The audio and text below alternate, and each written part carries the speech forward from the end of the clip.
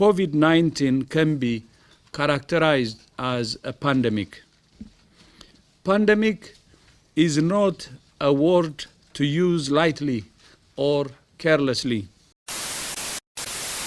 आज रात 12 बजे से घरों से बाहर निकलने पर पूरी तरह पाबंदी लगाई जा रही है। Today I am officially declaring a national emergency. It's very big words. People of the United Kingdom are now being advised to make drastic changes. पिछले कुछ महीनों में हमारी दुनिया बिल्कुल ही बदल गई है। कईयों की जान चली गई, लाखों लोग बीमार पड़े हुए हैं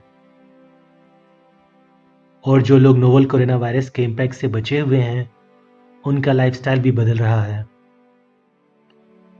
शुरुआत चाइना की वुहान से हुई। दिसंबर 2019 में पहली बार सामने आया था ये वायरस।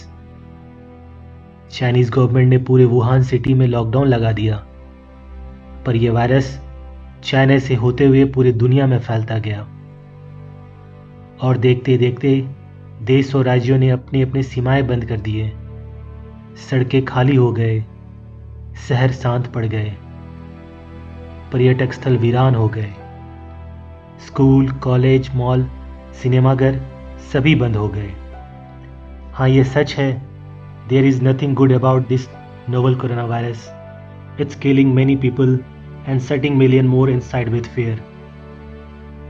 पर इसी कोरोना काल से हमें बहुत ही महत्वपूर्ण सीख भी मिलती है, जिसकी अब अनदेखी शायद हमें दशकों पीछे धकेल सकती है। और वह महत्वपूर्ण सीख है प्रकृति का सम्मान, रिस्पेक्ट ऑफ नेचर।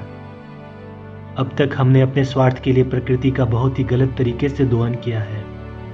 अर्बनाइजेशन करने के लिए जंगलें उजाड़ डाली, फैशन के नाम पर जानवरों को मारा, औद्योगिकरण के नाम पर वायु, जल और स्थल प्रदूषित किया, मनोरंजन के लिए जानवरों को गुलाम बनाया, स्वाद के लिए पक्षियों और जानवरों को मार डाला।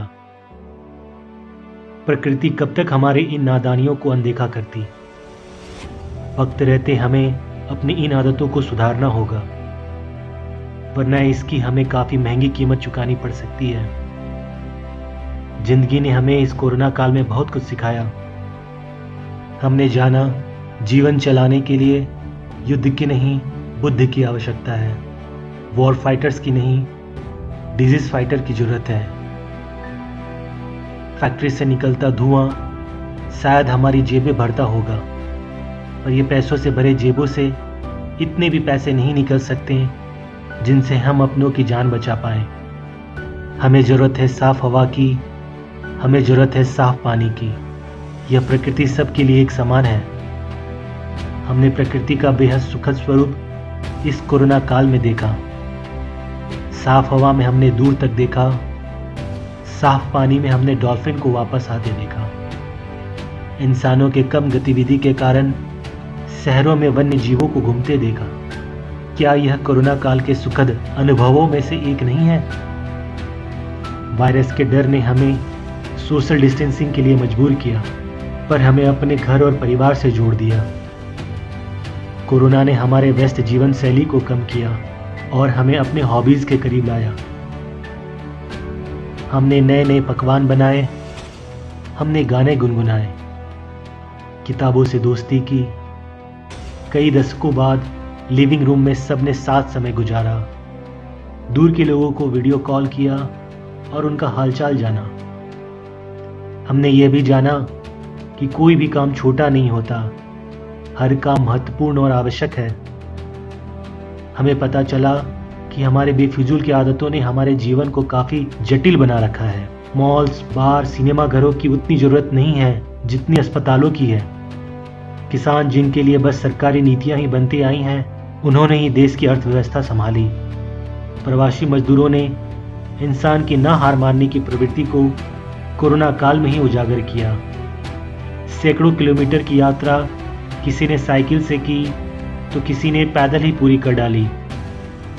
अंत में बस यही कहूंगा कि कोरोना वायरस ने हमसे बहुत कुछ छीन लिया, तो इसने हमें बहुत कुछ सिखा भी दिया। Thank you corona virus for reminding us that the fight for one is a fight for all.